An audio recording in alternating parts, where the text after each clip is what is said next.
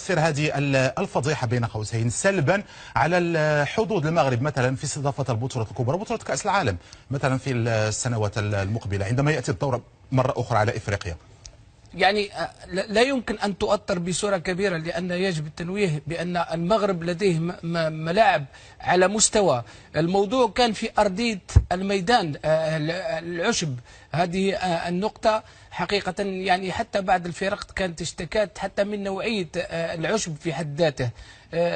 يعني هناك مشكل في تسيير المياه، الأمطار أو مختلف المياه للسقي، وهذا ممكن لتركيبة الملعب، لأن يجب التنويه أن المغرب بذل إمكانيات مادية كبيرة لتهيئة ملاعب بمستوى عالمي، لكن حدثت هذه الأمور.